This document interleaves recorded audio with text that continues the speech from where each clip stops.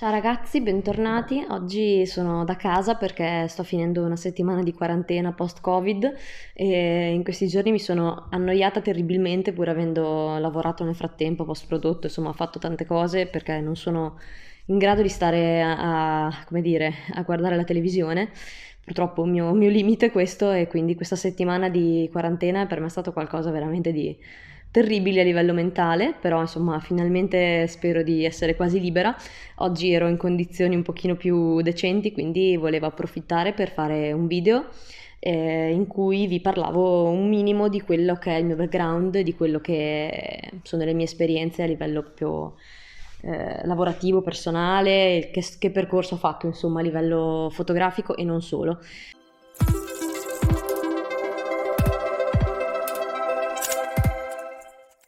Questo perché il video che ho messo l'altro giorno in cui parlavo delle mie conclusioni sui primi 6 mesi a pellicola, che vi metto qua sopra,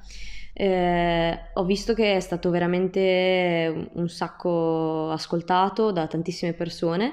che hanno avuto anche piacere di commentare, di condividere consigli, esperienze e mi ha fatto veramente piacere perché ha rinforzato quello che era proprio la mia idea che stavo cominciando a maturare sul fatto che effettivamente la fotografia analogica si porti dietro una bella comunità di persone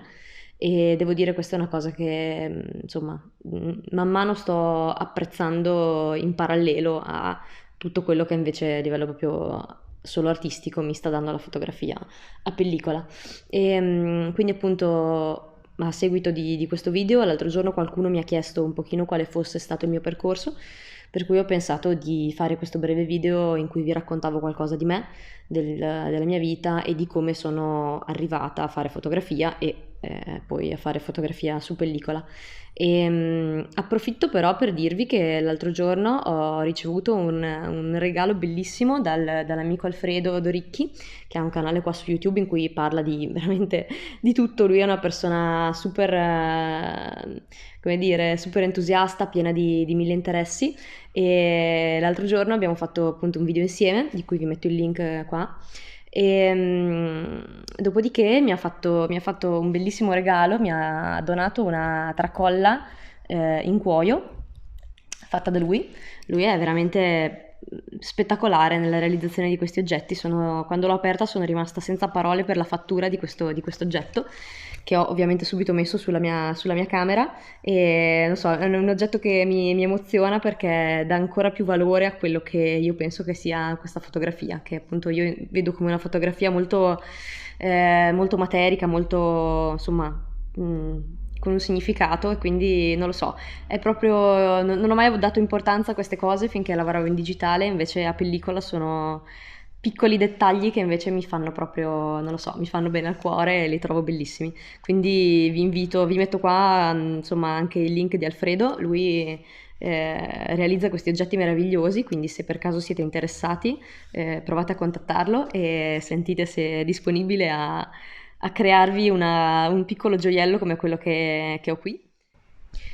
Adesso vorrei quindi parlarvi brevemente di quello che è il mio background a livello anche personale, perché ovviamente tutti i percorsi che facciamo dipendono da tutto quello che abbiamo collezionato nella nostra esistenza e quindi se qualcuno di voi volesse andare direttamente al capitolo riguardo alla fotografia, skippate pure, il prossimo capitolo è dedicato solo a quello.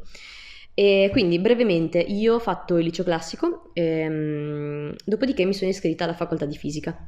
Mi sono iscritta alla facoltà di fisica non perché io abbia un interesse particolare per la materia, ma perché il mio papà lavorava e lavora nell'ambito della radioprotezione. E, fondamentalmente, quindi, finito il liceo, non avevo ancora trovato una cosa che per me fosse una grande passione da perseguire e quindi ho fatto una scelta, come dire, razionale, ponderata del percorso di studi che mi avrebbe poi portato a una situazione lavorativa abbastanza stabile, diciamo così. E è una libera professione, quindi fondamentalmente è un lavoro che mi consente di gestire un pochino tempi, orari, modalità. Ecco, diciamo che io non credo di essere una persona che ha il carattere adatto a fare la dipendente. Quindi questa è stata a suo tempo, fu una scelta, diciamo così, molto ponderata, non dettata da slanci di entusiasmo, diciamo. Chiaramente fisica non è un percorso semplice, a maggior ragione venendo dal liceo classico, insomma è comunque una facoltà abbastanza impegnativa, per quanto io non ritenga che ci vogliano particolari doti intellettive, nel senso che come in tutto bisogna studiare, appunto. Ovviamente qualcuno sarà più interessato, qualcuno sarà più portato, tutto quello che volete, ma quello che io credo fondamentalmente in qualunque ambito, in qualunque scienza, in qualunque arte, in qualunque disciplina, è che si fa tutto con lo studio. Poi è ovvio che se una materia mi piace, automaticamente risulterò più bravo perché il mio cervello sarà proiettato verso quello che sto studiando, sarà interessato, sarà aperto, sarà ricettivo e quindi automaticamente io sarò più bravo. Questo è quello che io credo in generale di tutte le possibili materie umanistiche, scientifiche, eccetera.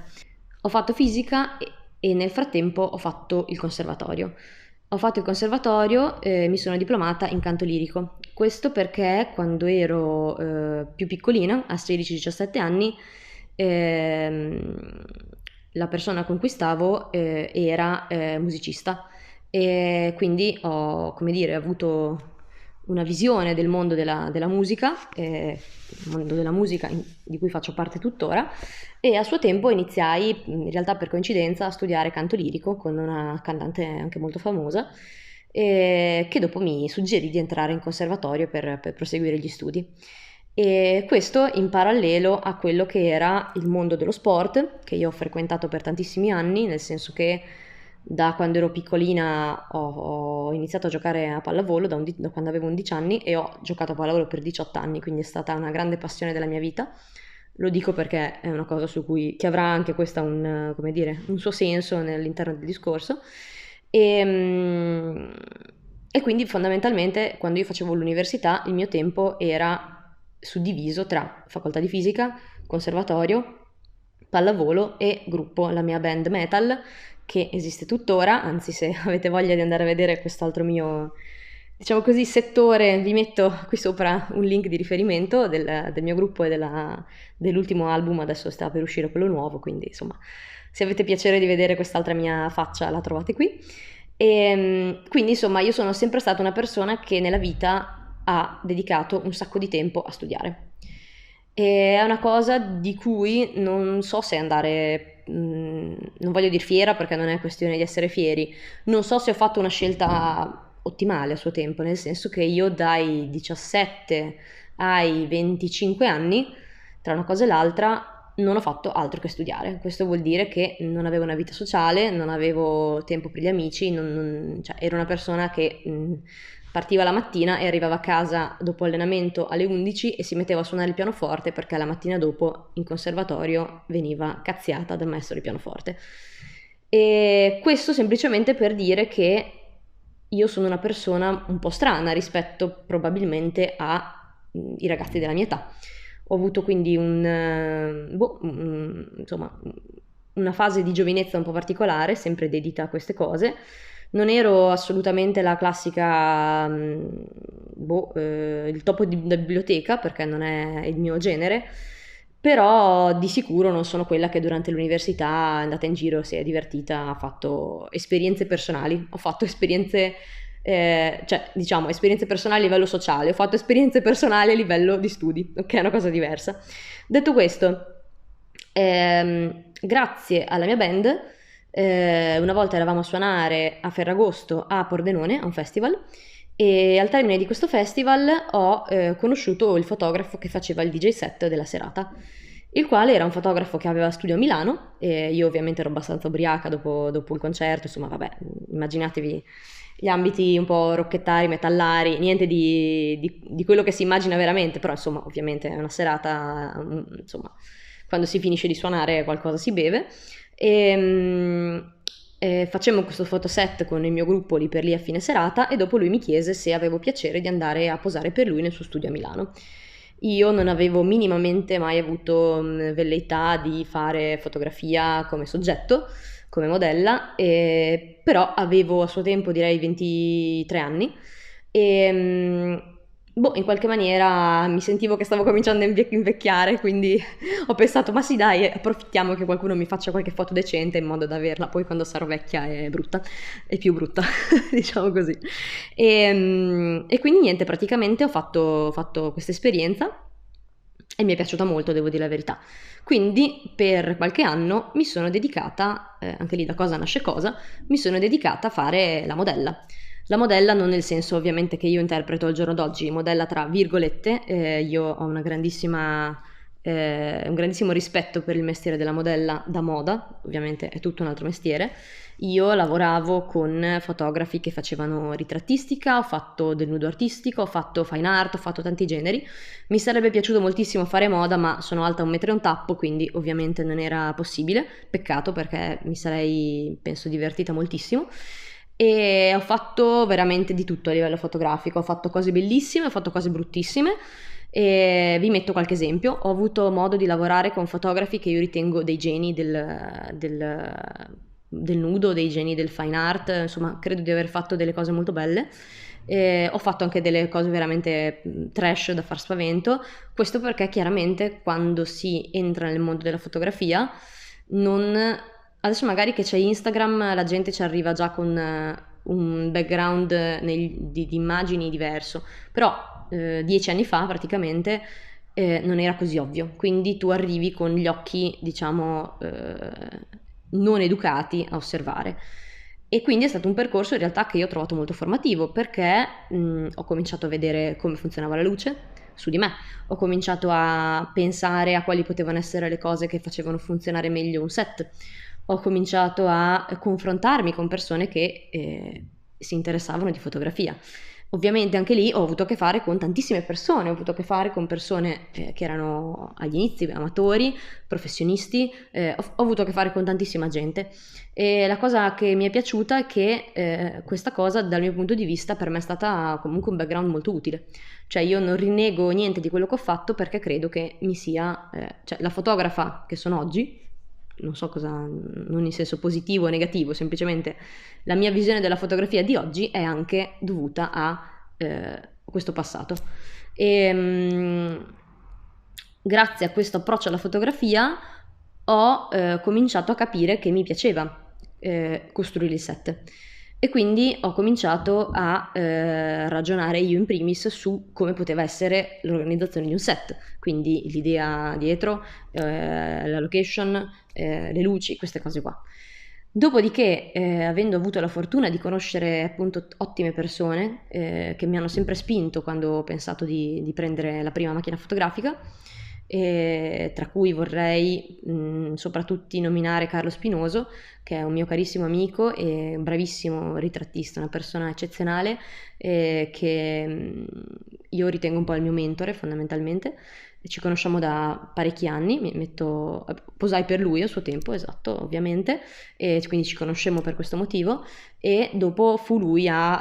come dire, all'inizio darmi un po' di consigli, guidarmi un po' e tuttora è una persona con cui ho uno scambio a mio avviso bellissimo, importantissimo, periodicamente. E anzi ve lo porterò un giorno qui sul canale perché è appunto una persona che per me è molto importante, che ha una cultura sterminata veramente a livello fotografico, una cultura enorme, per cui assolutamente chi di voi non lo conoscesse vi invito a vedere qualcosa dei suoi lavori, sono spettacolari.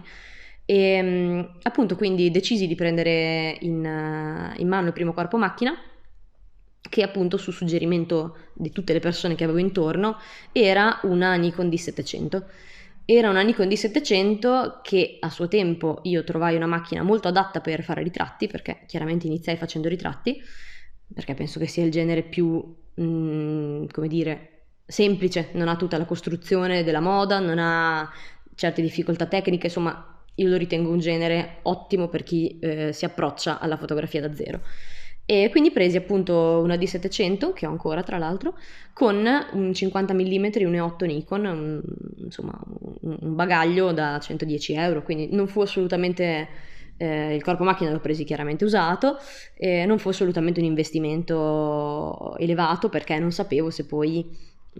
avrei continuato con piacere a fare questa cosa, o se fatte 2 foto mi sarei rotta, avrei messo giù la macchina fotografica. Quindi questo è stato un po' l'inizio del mio approccio con la fotografia. Il mio lavoro appunto mi consentiva, da radioprotezionista, mi consentiva di avere un po' di tempo libero, ovviamente non tanto, però rispetto a chi ha il vincolo del lavoro da dipendente, chiaramente io avevo modo di insomma, giostrarmela un po' di più. E quindi ho dedicato, devo dire, parecchio tempo a cercare di crescere, di formarmi come fotografa, di studiare post-produzione, di studiare tantissime cose. E devo essere onesta, ritengo che YouTube sia un'ottima fonte di informazioni, è una fonte di informazioni molto utile per chi ha tempo di cercare, chiaramente, perché chi ha bisogno, come ho detto anche nell'altro video, chi ha bisogno di arrivare in fretta a un risultato, è chiaro che magari non si può permettere di vagare su YouTube raccattando un'informazione utile qui e un'informazione utile là. Parallelamente a questo ho cercato di scattare tanto, di fare tanta esperienza nelle maniere più disparate. Ho man mano cominciato a conoscere truccatori, ho man mano conosciuto dei modelli che poi sono modelli che mi porto dietro da anni, sono ragazzi bravissimi con cui ho un bellissimo rapporto, che a suo tempo trovai su Instagram, magari erano modelli in erba che adesso sono professionisti, e cosa che mi fa molto piacere perché insomma vuol dire che evidentemente qualcosa a livello insomma, di valutazione dell'estetica e proprio dell'impatto fotografico delle persone, qualcosa capisco per fortuna. E quindi niente, da qui cosa nasce cosa, e ho cominciato a collaborare con altre persone. Ed è stata per me una cosa molto positiva, nel senso che io venivo appunto da quest'ambito sportivo in cui mi ero sempre trovata molto male col fatto di dover gestire un gruppo di persone, di fare parte di un gruppo di persone, perché quando tu fai parte di un gruppo di persone i risultati che conseguite insieme dipendono ovviamente da tutto quello che fanno anche gli altri, e questa è sempre stata una cosa che a me è stata molto stretta, nel senso che se io investo 100 in una cosa che poi mi torni 10 perché gli altri fanno niente rispetto a quello che faccio io, magari mi dà fastidio. Quindi io ho sempre cercato di circondarmi di persone che mettessero nelle cose che facevo insieme a loro l'impegno che ci mettevo io, semplicemente perché appunto ho sempre avuto molto poco tempo a disposizione data la moltitudine di cose che devo incastrare nella mia vita, quindi io non tollero facilmente l'idea di perdere tempo, ok? Quindi io cerco sempre di essere molto, come si dice, inquadrata e molto precisa in quello che faccio, perché appunto di tempo ne ho poco, quindi se lo dedico a qualcosa lo voglio fare con il massimo del rendimento, diciamo così. E quindi niente, fondamentalmente questo è stato un po' il percorso, dopodiché ho avuto la fortuna di conoscere persone veramente fantastiche che sono anche diventate amiche. Devo dire che la fotografia, oltre a essere per me una grandissima passione, forse la prima vera passione della mia vita, proprio nel senso etimologico del termine, cioè proprio nel senso di pathos, ok? Diciamo che appunto mi ha dato tanto, mi ha dato tanto a livello personale, mi ha dato tanto a livello artistico, è una cosa che reinvento sempre in maniera diversa in vari momenti della mia vita. E quindi niente, più o meno questo è stato il mio passato. Per quanto riguarda quello che faccio al momento attuale, appunto è un'evoluzione di quello che è stato il mio background, nel senso che man mano che ci si crea una rete di contatti, di truccatori e stylist e modelli e questo e quello, e si fanno dei lavori insieme, quindi si impara a lavorare in team, si impara a fare un progetto a più mani, si impara a gestire tutte le varie professionalità durante un set. Quindi io ho collaborato con tantissime persone, non con tutti si trova lo stesso bel feeling, si ha la stessa visione, e quindi si riesce a lavorare dicendo, come dire, mettendo ognuno un pezzo. Ecco, una cosa che io ritengo importante da sottolineare, che non mi stancherò mai di dire, è che spesso sui set fotografici al fotografo viene data molta importanza rispetto alle altre professionalità. E questa in realtà è una cosa molto sbagliata secondo me, nel senso che è ovvio il fotografo deve avere una visione complessiva perché è quello che deve poi costruire effettivamente l'immagine, ma se l'idea del fotografo non è supportata da un'idea di styling fatta bene e un'idea di trucco fatto bene, realizzato bene, ok? Non funziona niente purtroppo, non è sufficiente quando si va a parlare di moda. Se si parla di ritrattistica, chiaramente